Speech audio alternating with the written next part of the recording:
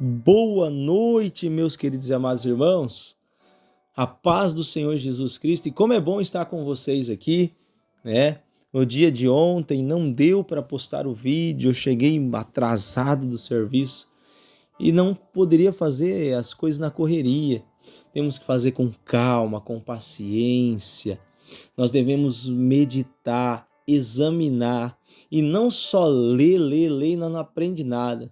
Mas quando meditamos, quando examinamos, o Senhor nos revela as lições magníficas. Meus amados, aproveita, deixa like, compartilha. Vamos fazer a palavra do Senhor ser divulgada para muitas pessoas. Amém? Deus abençoe a todos os patrocinadores e abençoadores deste canal. Êxodo 7. Então disse o Senhor a Moisés: Eis que tenho posto por Deus sobre Faraó, e Arão teu irmão será teu profeta. Tu falarás tudo o que eu te mandar. E Arão teu irmão falará a Faraó que deixe ir os filhos de Israel da sua terra. Eu, porém, endurecerei o coração de Faraó. Multiplicarei na terra do Egito os meus sinais e as minhas maravilhas. Faraó, porém, não vos ouvirá. Eu porei a mão sobre o Egito e tirarei os meus exércitos, o meu povo, os filhos de Israel da terra do Egito, com um grande juízo. Então os egípcios saberão que eu sou o Senhor, quando estender a mão sobre o Egito e tirar os filhos de Israel do meio deles. Então fez assim Moisés e Arão, como o Senhor lhe ordenara, assim fizeram. E Moisés era da idade de 80 anos e Arão da idade de 83 anos quando falara a Faraó. E o Senhor falou a Moisés e Arão dizendo: Quando Faraó vos falar dizendo: Fazei por vós algum milagre, dirás a Arão: Toma a tua vara e lança diante de Faraó, e se tornará em serpente. Então Moisés e Arão entraram a Faraó e fizeram assim como o Senhor ordenara. E lançou Arão a sua vara diante de Faraó, e diante dos seus servos, e tornou-se em serpente. Faraó também chamou os sábios encantadores e os magos do Egito. Fizeram também o mesmo com os seus encantamentos, porque cada um lançou a sua vara e tornaram-se em serpente. Mas a vara de Arão tragou as varas deles. Porém o coração de Faraó se endureceu e não ouviu como o Senhor tinha dito. Então disse o Senhor a Moisés: O coração de Faraó está obstinado, recusa deixar ir o povo. Vai pela manhã a Faraó, e eis que ele sairá às águas. Põe-te frente dele na praia do rio e tomarás em tua mão a vara que se tornou em cobra. Ele dirá: O Senhor, o Deus dos hebreus, me tem enviado a ti, dizendo: Deixa ir o meu povo, para que me sirva no deserto. Porém, eis que até agora não tens ouvido. Assim diz o Senhor: Nisto saberá que eu sou o Senhor. Eis que com esta vara que tenho em minha mão ferirei as águas que estão no rio, tornar-se-ão em sangue, e os peixes que estão no rio morrerão, e o rio cheirará mal, e os egípcios nausear-se-ão bebendo a água do rio. Disse mais o Senhor a Moisés: Dize a Arão: Toma a tua vara, estende a mão sobre as águas do Egito, sobre as suas correntes, sobre os seus rios, sobre os seus tanques, sobre os teus ajuntamentos, todas as suas águas, para que se tornem sangue, e haja sangue em toda a terra do Egito. Assim os vasos, nos vasos de madeira como nos vasos de pedra. Moisés e Arão fizeram assim como o Senhor tinha mandado. Levantou a vara e feriu as águas que estavam no rio, diante dos olhos de Faraó, e diante dos olhos de seus servos, e toda a água do rio se tornara em sangue. E os peixes que estavam no rio morreram, e o rio fedeu. E os egípcios não podiam beber a água do rio, e houve sangue por toda a terra do Egito. Porém, os magos do Egito também fizeram o mesmo que os seus encantamentos, de maneira que o coração de Faraó se endureceu, e não os ouviu como o Senhor tinha dito. Virou-se Faraó e foi para sua casa, nem ainda nisto pôs o seu coração. E todos os egípcios cavavam poços junto ao rio para beberem água, porquanto não podia beber as águas do rio. Assim se cumpriram 7 dias, depois que o Senhor ferira o rio. Amém, meus queridos. Aqui se encerra o capítulo 7. Você viu como que é Satanás nesse texto aqui? Mas eu quero lhe chamar a atenção a algo extraordinário no versículo 1. O Senhor disse a Moisés: eis que tenho posto por Deus sobre Faraó. Eita bexiga, irmãos. Deus colocou Moisés por Deus sobre Faraó. E Arão, teu irmão, por teu profeta. Você vai mandar neles. Você vai dar ordem. Olha só, Deus é soberano em tudo que ele faz. A ponto de Deus falar tudo o que falará, tu falarás tudo o que eu te mandar. E Arão, teu irmão, falará a Faraó que deixe ir os filhos de Israel da sua terra. Interessante, Deus ia passar a mensagem para Moisés, Moisés ia passar a mensagem para Arão, e Arão ia passar a mensagem para Faraó. Olha a corrente de ministração. Você pode perceber que quando Moisés e Arão chegou diante da presença de Faraó, lançou a vara, o cajado lá e se tornou uma serpente. Mas olha como que o diabo é astuto. Tinha os encantadores que fizeram também a mesma coisa. Olha como que o diabo tem poder. Tem gente que não acredita em macumba, em feitiçaria, em bruxaria. Eu vou dizer claramente para vocês. Essas coisas existem.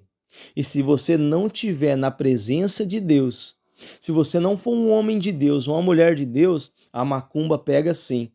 A bruxaria pega sim. E pode acabar com a tua vida. Mas se você estiver em Cristo, aleluia, nada pode atingir a sua vida. A palavra do Senhor diz: se Deus é por nós, quem será contra nós? O Senhor é nosso refúgio, nosso abrigo. Quando estamos em Cristo, nenhuma condenação há sobre nós. Não há mal que possa tocar em nós. Mas se você não tiver, você corre risco. E eu vou mostrar que eles estavam diante da presença de Deus. A cobra, a serpente, comeu a serpente dos encantadores. Ou seja, Deus mostrou a sua soberania até nesse sinal. Só que o coração de Faraó estava duro e ele não ouviu como o Senhor tinha dito. Agora o Senhor vai fazer um outro sinal. Moisés agora junto com Arão vai tocar nas águas do Egito e as águas do rio se tornam em sangue. E mesmo assim o coração de Faraó endureceu. Sabe por quê? Porque os magos fizeram o mesmo sinal. Você pode ver que Deus ele começa com pequenos sinais. Eu não vou pregar toda a mensagem, mas lá no final você vai ver o que os magos não podem fazer, mas Deus pode. Mas para esse texto de hoje, Deus ele fala, olha, para Faraó, usando a vida de Moisés e Arão. Olha, nós vamos tornar a água em sangue, os peixes vão morrer, vai haver um grande fedor, vai cheirar mal o Egito. Só que mesmo assim o coração de Faraó estava endurecido. Mas por quê? Porque Deus já havia avisado. Deus já sabia que ele mesmo disse, o coração de Faraó vai se endurecer. Eu endurecerei para quê? Para que eu seja glorificado em Faraó. O Senhor próprio cria aquela situação para que Faraó fique endurecido, para que Faraó não dê ouvido para a palavra do Senhor, para que Faraó não ligue para os sinais do Senhor. Tem gente que vai ouvir a palavra, tem gente que vai ver os milagres e não vão aceitar a Cristo, meu irmão. Não vão dar o braço a torcer. Tem gente que é de dura serviço mesmo. Vai ter pessoas assim, quem sabe na tua família tem, no teu trabalho tem, em todo lugar tem gente assim. Vê as grandezas de Deus e mesmo assim não retrocede, não aceita. E a palavra, você sabe o que eu aprendi? Se eu não posso com Deus, eu me uno a Ele. Manda quem pode, obedece quem tem juízo. Mas algo que me chamou a atenção para me encerrar, o versículo 16 do capítulo 7, O Senhor diz assim: e dirás, o Senhor, o Deus dos Hebreus, me tem enviado a ti, dizendo: deixa ir o meu povo para que me sirva no deserto. Deserto é lugar de servidão também. Deus falou para que me sirva no deserto. Porém, eis que até agora não tens ouvido. O Senhor já está avisando ele. Deixa o meu povo ir, mas você não está dando ouvido. E aí o Senhor diz que ia ferir todas as águas do Egito. Mas olha para você ver que texto interessante. Deixa meu povo ir para que meu povo sirva no deserto. Tem hora que Deus coloca nós no deserto para nós servir a Ele. Sabe por quê? Porque o deserto é a escola do crente. Sabia disso? Quando Deus te coloca no deserto, não é para te matar, é para te ensinar. Ensinar o quê, pastor Hamilton? Ensinar a ser servo de verdade. Sabe por quê? Porque no deserto você não vê água. No deserto você não vê plantação. No deserto, você vai olhar para um lado, você vai olhar para o outro, você não vai ver nada. Sabe o que Deus está dizendo? Deixa o meu povo ir para o deserto para me servir no deserto. Sabe por quê? Porque no deserto eles vão ter olhos só para mim. Deus te coloca no deserto é para te ensinar. Para ensinar que no deserto você vai se tornar dependente dele. Então, no deserto, você aprende a servir a Deus de verdade. Por quê? Porque você está na dependência dele. E é no deserto que os maiores milagres acontecem. Por quê, pastor Hamilton? Por quê? Porque quando vivemos na dependência de Deus, mesmo tendo o nosso trabalho, se nós temos o nosso trabalho é porque foi Ele que abriu a porta. Se nós temos um carro, foi Ele que nos deu condição. Se nós temos uma casa, foi Ele que nos deu condição. Eu ainda não tenho, eu pago aluguel, mas é Ele que dá condição para nós pagar o aluguel. É Ele que dá o fôlego de vida. É Ele que dá o ar para nós respirarmos. É pela misericórdia dele que estamos aqui encerrando mais uma noite. É Ele que manda. Então nós estamos na dependência de Deus. E não tem para onde nós correr, nós pode ir para a direita, para a esquerda, para frente, para trás. Não tem como fugir da presença dele. No deserto, meu irmão, se Deus te colocou no deserto, dê glória a Deus. Sabe por quê? Porque ali ele vai te ensinar a ser crente de verdade. É no deserto que nós aprendemos a ser verdadeiros cristãos. Amém, meus amados? Guarda isso no teu coração. Deserto, escola do crente. O crente tem que ser levado para o deserto mesmo, porque é no deserto que ele vai ouvir Deus. É no deserto que ele vai ter experiência com Deus. É no deserto que ele vai aprender a viver na dependência de Deus. É no deserto. Porque foi no deserto que Deus se manifestou, que água saiu da rocha, que desceu o maná do céu. Foi no deserto que apareceu cordonizes. Foi no deserto que a roupa não ficou velha. Foi no deserto que o sapato não ficou velho. Foi no deserto que a presença de Deus estava lá, como uma coluna de fogo à noite e como uma nuvem, uma coluna de nuvem durante o dia, fazendo sombra para o povo.